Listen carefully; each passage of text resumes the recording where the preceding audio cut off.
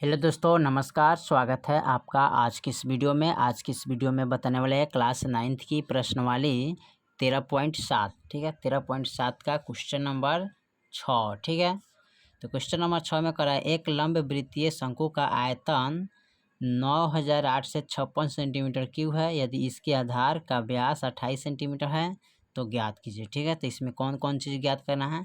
एक में करा है शंकु की ऊंचाई, 2 में शंकु की तिर्यक ऊंचाई और 3 में शंकु का वर्ग पृष्ठीय क्षेत्रफल। ठीक है, तो चलिए इसको हल करते हैं।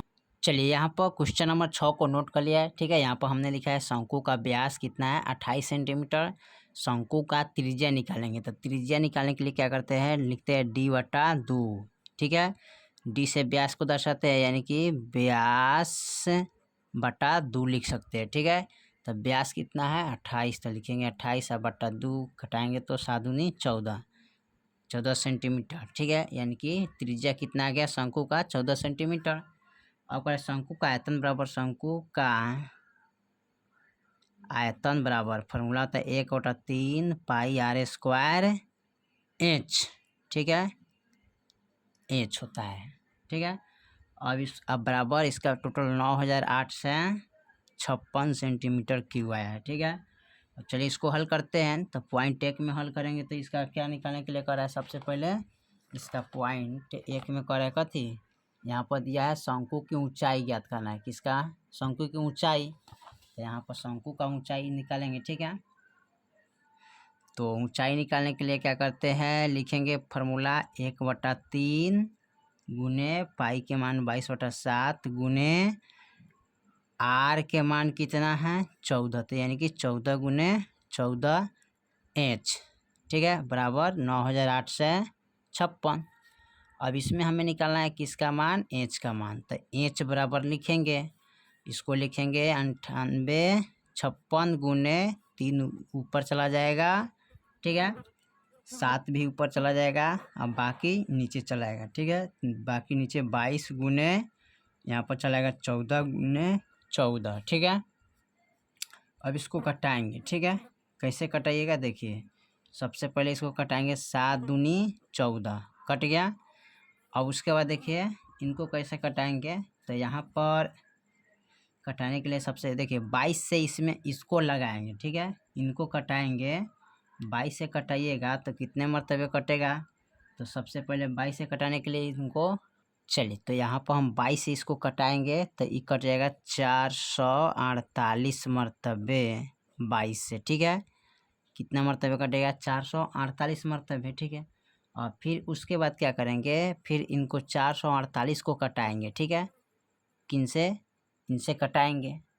अब यहाँ पर 22 से कटाए तो 448 मरतबे कटे, अभी 2 से कटाएंगे तो 2 दूना 4, फिर 2 दूना 4, 2 चौका 8, यानी कि 2 से 24 मरतबे कट गया। ठीक है, अब 2 से 24 से हम क्या करेंगे 14, यानी कि कई का टेबल से कटेगा तो 7 यानी कि 2 सत्ते 14। ठीक है, यानी कि 7 दूना 14। ठीक है, इसको कटाएंगे।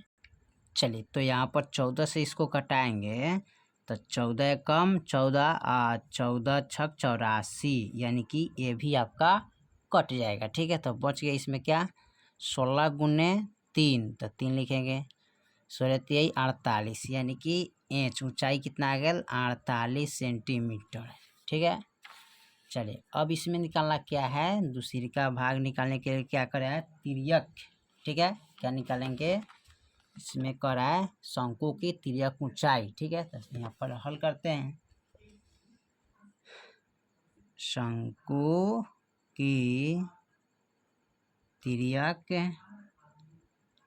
ऊंचाई।